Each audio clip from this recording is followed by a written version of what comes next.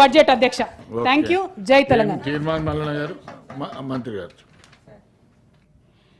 కాంగ్రెస్ అంటే త్యాగాలకు మారుపేరు అధ్యక్ష, కరప్షన్ కాదు. ఈ రాష్ట్రం పరువు మేము తీయలేదు, మీ కుటుంబం తీసుంటుంది, మీరు తీసుంటారు తప్ప మేము తీయలేదు. ఈ రాష్ట్రాన్ని అత్యున్నతంగా ఉంచాలనేదే మా ప్రభుత్వం యొక్క లక్ష్యము.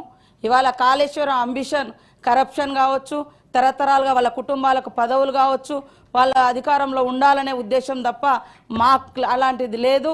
అలాంటి ఏవైతే ఎలిగేషన్స్ పెట్టిరో అవి కవిత గారు వెనుకకు తీసుకోవాలని కోరుతా ఉన్నా సార్.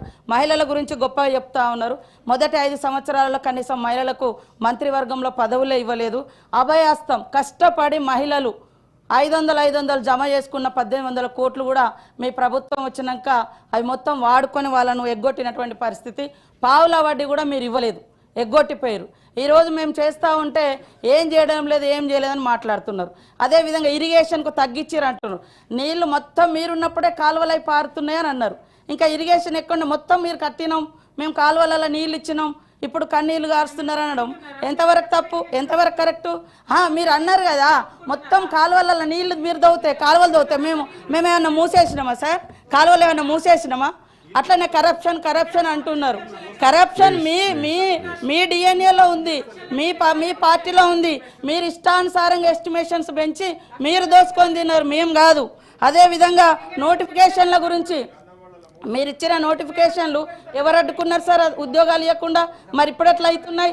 ఇవాళ 59,000 ఉద్యోగాలు ఇచ్చినటువంటి వాస్తవాన్ని కూడా మీరు గుర్తించలేకపోతున్నారు. ఇవాళ కారుణ్య నియామకాలంటే చనిపోయిన వాళ్ళ గురించి కనీసం మీరు పట్టించుకోలేదని నిన్న మాట్లాడండి సీఎం గారు. 7-8 సంవత్సరాల నుంచి పెండింగ్లో ఉంది. మేము ఆశలను పిలిచి ఆశా వర్కర్లను ఎట్లా కొట్టిర్రు, ఎట్లా సూదులతో కూర్చుతారన్నారు, ఇవన్నీ ఎట్లా మాట్లాడిరు? కాబట్టి అవును మీరు అన్నీ చేస్తే మరి మిమ్మల్ని అందరూ అక్కడ ఎందుకు కూర్చోబెట్టిర్రు? ఇవాళ 1% తోటే అంటున్నారు. మీరు అధికారంలోకి వచ్చినప్పుడు 63 సీట్లు వచ్చినాయి. మీరు అధికారంలోకి వచ్చేటప్పుడు 63 సీట్లతో వచ్చారు. ఇప్పుడు మేము 65 సీట్లతో ఉన్నాం. ఇంకా మీరు వస్తేనేమో గొప్పగా అధికారంలోకి వచ్చినట్టు, మేము వస్తేనేమో తక్కువతో అధికారంలోకి వచ్చినట్టు ఎట్లయితే సార్? అధికారం అనేది అధికారమే. సీట్లు ఇచ్చిర్రు అదే అంటున్న వాళ్ళు ఎంతసేపు మేము గొప్పోళ్ళం. అరే 10 ఏళ్ళల్లో మీరు 10 ఏళ్ళల్లో ఎన్నిళ్ళు ఇచ్చిర్రు? మీరు ఫస్ట్ సారి 10 ఏళ్ళలో వచ్చినప్పుడు 10 ఏళ్ళల్లో అరే మేము ఇయ్యలే. ఉమ్మడి రాష్ట్రంలో అది సరిగా జరగలేదని తెలంగాణ కోసం కొట్లాడి తెచ్చుకున్న తెలంగాణలో మీరు అద్భుతాలు చేస్తా అన్నారు. మీరు మొదటిసారి ఏం చెప్పిర్రు?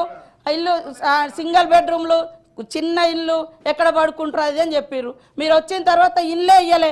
మళ్ళీ లాస్ట్కి మొన్న 2023లో ఎలక్షన్ల ముందు ఇచ్చిర్రు 5 లక్షలు 7 లక్షలతో ఇల్లులు కట్టిస్తామని చెప్పి ఆ ఇల్లులు కూడా 3 లక్షలకు తగ్గించారు.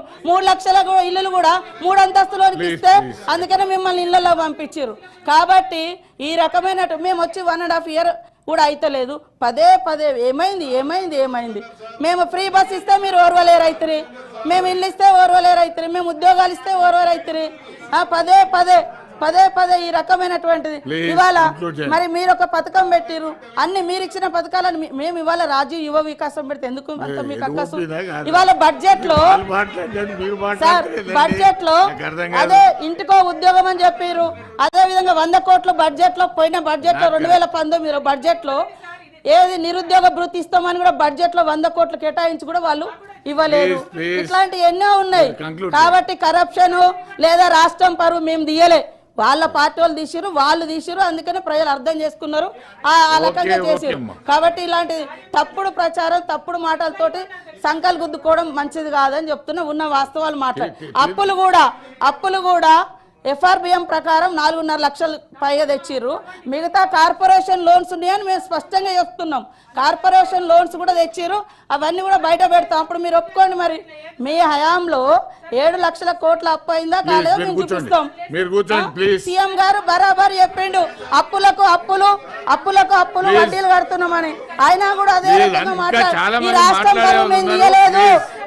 పరువు మేము తీయలేదు, ఆడేళ్ల పరువు అసలే తీయలేదు, మేము తీయలేదు సార్. తీర్మార్ మల్లన్న గారు.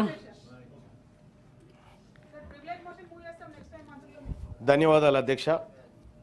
బడ్జెట్ ప్రసంగం పైన, బడ్జెట్ అంశం పైన మాట్లాడేటువంటి అవకాశం కల్పించిన తమరికి సార్, ఇవాళ తెలంగాణ రాష్ట్ర ప్రభుత్వం 3 లక్షల పైచిలుకు 3 లక్షల ఆ తర్వాత 4,000. 4,000 ధన్యవాదాలు అధ్యక్ష.